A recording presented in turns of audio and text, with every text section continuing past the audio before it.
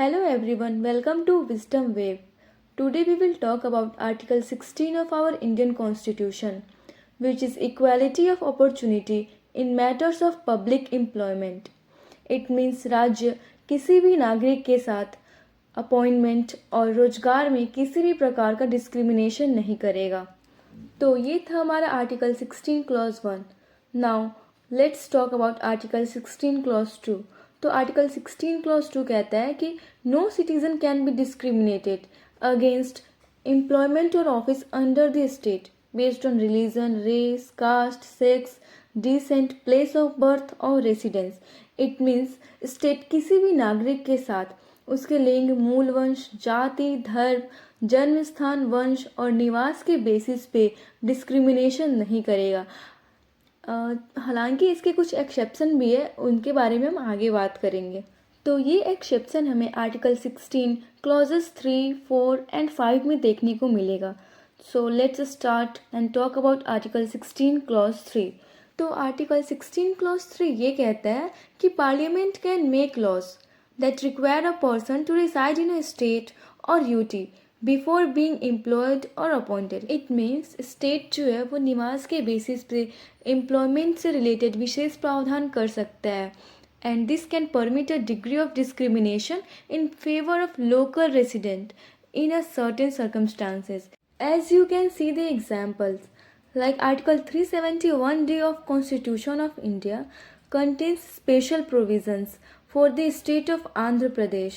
The President can make orders under this article to provide equitable opportunities and facilities for people in different parts of the state. And the next one is the President can make order to organize civil service posts into local cadres, specify local areas for direct recruitment to the post, specify conditions for preference or reservation, and the last one is to constitute an administrative tribunals. तो अभी हम ये देखें कि article 371D में जो state है वो रोजगार के लिए स्पेशल प्रोविज़न बना सकता है, लाइक फॉर आंध्र प्रदेश और तेलंगाना।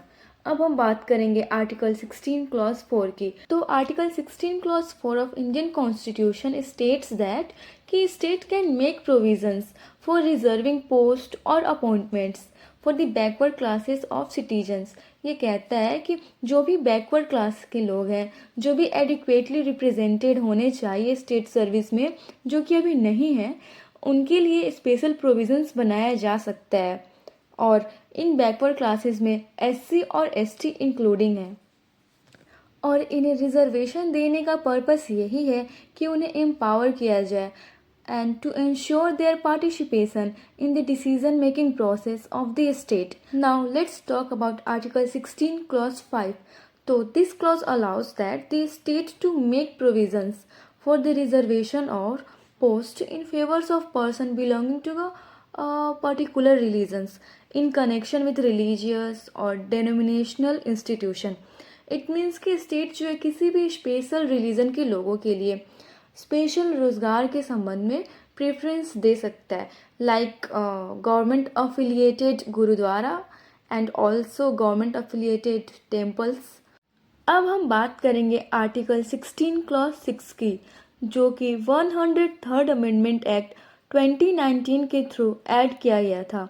सो this article allows the state to make provisions for reservation in government post for economically weaker section, जो कि EWS होते हैं। तो उनका भी कैटेगरी है कि उनका एनुअल इनकम जो है 8 लाख से ज़्यादा ना हो और उनकी जितनी भी ज़मीन है वो 5 एकड़ से अधिक ना हो, और जो भी सिटी या फिर शहर में 1000 स्क्वायर फीट का प्लॉट या फिर ज़मीन ना हो। तो ये आते हैं EWS के कैटेगरी में, ठीक है। तो इस आर्टिकल में इन लोगों के कैटेगरी में जो कि सामान्य वर्ग के हैं और आर्थिक रूप से पिछड़े हैं, तो उनके बेसिस पे 10% का रिजर्वेशन प्रदान किया गया है। साथ ही सुप्रीम कोर्ट के 5 जजों की बेंच ने EWS के रिजर्वेशन को 3:2 के रेशियो से वैध घोषित कर दिया। इट मीन्स अब से ये जो रिजर्वेशन है वो अप्लाई हो जाएगा। So that's it guys for today. I hope आपको आर्टिकल 16 क्लॉज 1 से 16 क्लॉज 6 तक अच्छे से समझ गए होंगे। मिलते हैं गाइज नेक्स्ट वीडियो में।